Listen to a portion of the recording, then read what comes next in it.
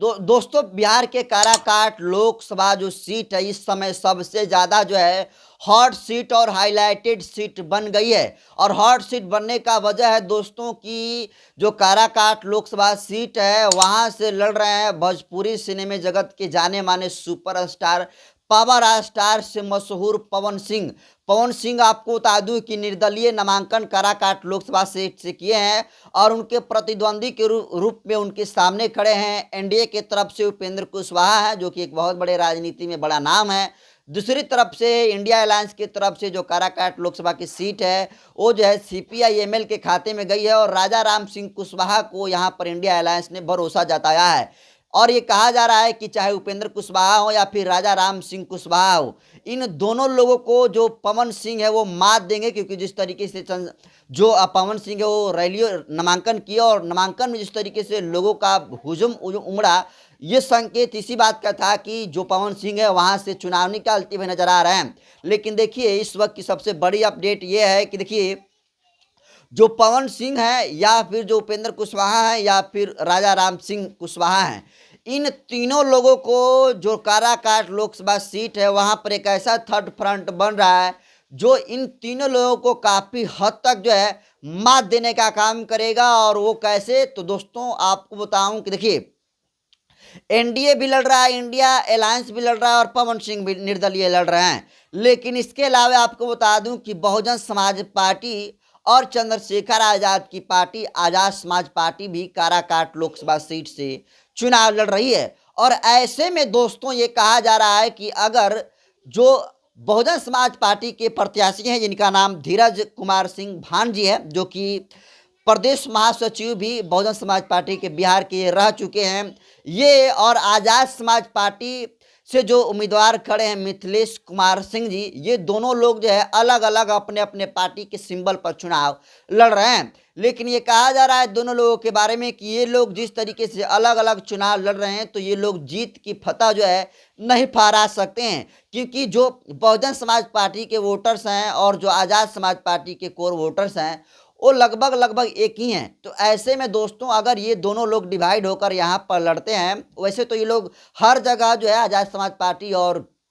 जो बहुजन समाज पार्टी है अपने अपने सिंबल पर ही अलग अलग बिना अलायंस के साथ चुनाव अलग अलग सीटों पर लड़ रही है। लेकिन ये कहा जा रहा है कि देखिए जो काराकाट लोकसभा सीट है ये लोग जो बहुजन समाज पार्टी के जो प्रत्याशी हैं और जो आज़ाद समाज पार्टी के प्रत्याशी हैं इनको जो है एक होना चाहिए और इसके लिए जो है इंटरनली बैठक भी हो रही है। और ऐसा कहा जा रहा है कि देखिए मतदान के ठीक जो है 2 दिन पहले जो आज़ाद समाज पार्टी के प्रत्याशी हैं वो समर्थन दे सकते हैं बहुजन समाज पार्टी को, या फिर बहुजन समाज पार्टी को जो प्रत्याशी हैं वो समर्थन दे सकते हैं आज़ाद समाज पार्टी को। लेकिन ये क्लियर तब होगा जब चुनाव से ठीक 2 दिन पहले जो है मतदान से 2 दिन पहले ये सब कुछ क्लियर होगा। क्योंकि देखिए स्थिति को देखते हुए जिस तरीके से काराकाट लोकसभा सीट पर माहौल बना हुआ है उसमें दोस्तों पवन सिंह और जो उपेंद्र कुशवाहा है और जो राजा राम सिंह कुशवाहा है, इन तीनों लोग के अलावा किसी चौथे लोगों को नहीं दिखाया जा रहा है। और ऐसे वहां पर रिप्रेजेंट इन तीनों लोगों को ये दिखाया जा रहा है जैसे मानो कोई इनकी लड़ाई में इन तीनों लोगों के अलावा कोई है ही नहीं।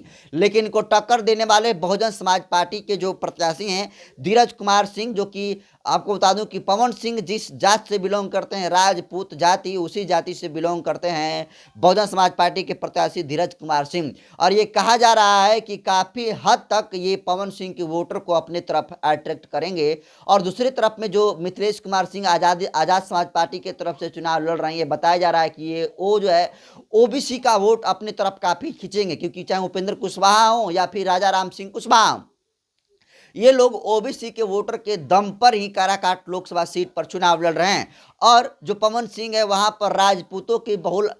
जो संख्या देखकर उसी के हिसाब से समीकरण को बैठाकर वहां से चुनाव लड़ रहे हैं। लेकिन पवन सिंह की जो जात है राजपूत जाति, उस जाति से जो बहुजन समाज पार्टी के प्रत्याशी धीरज कुमार सिंह है वो लड़ रहे हैं, जो कि पवन सिंह की जो जाति का वोटर है वो अपने तरफ खींच लेंगे और ओबीसी का वोटर जो है वो खींच लेंगे आज़ाद समाज पार्टी। और ये तभी संभव हो पाएगा जब जो है बहुजन समाज पार्टी के जो प्रत्याशी हैं और आज़ाद समाज पार्टी के जो प्रत्याशी हैं यहाँ पर एक दूसरे का समर्थन कर दें, तो निश्चित तौर पर जो है ये सीट निकल जाएगी। लेकिन अगर अलग अलग ये लोग लड़ते हैं तो कहीं ना कहीं दोनों लोगों की हार होगी और जिसका फायदा जो है थर्ड फ्रंट यानी थर्ड पार्टी को होगा। और ऐसे में कहा जा रहा है कि देखिए, बहुजन समाज पार्टी के पास और आज़ाद समाज पार्टी के पास बहुत ही अच्छा मौका है कि भले ही कोई दूसरा सीट पर आज़ाद समाज पार्टी लड़ रही है, बहुजन समाज पार्टी लड़ रही है और ये सब लोग कह रहे हैं कि हम जीत रहे हैं। लेकिन देखिए, जो काराकाट लोकसभा सीट है वह यहाँ पर जो है चुनाव जो है अभी दूर है, लेकिन इसके बावजूद भी ये कहा जा रहा है कि बहुजन समाज पार्टी को और आज़ाद समाज पार्टी को करारी हार का सामना करना पड़ सकता है। लेकिन अगर ये लोग इस करारी हार को जीत में बदलना चाहते हैं तो एक दूसरे का समर्थन कर दें और ये सीट जो है निकाल लेंगे, क्योंकि भानु प्रताप जो हैं, आपको बता दूं कि जो भान जी हैं, जो कि धीरज कुमार सिंह इनका पूरा नाम है, और ये बहुजन समाज पार्टी से इनको टिकट मिला है और जो कि राजपूत जाति से बिलोंग करते हैं, यानी जिस जाति से पवन सिंह बिलोंग करते हैं। और ओबीसी के वोट के दम पर जो उपेंद्र कुशवाहा जी खड़े हैं, राजा राम सिंह कुशवाहा खड़े हैं, वो ओबीसी समाज से आते हैं, आज़ाद समाज पार्टी के प्रत्याशी मिथिलेश कुमार सिंह। और ऐसा कहा जा रहा है कि मिथिलेश कुमार सिंह और अगर बहुजन समाज पार्टी की जो प्रत्याशी हैं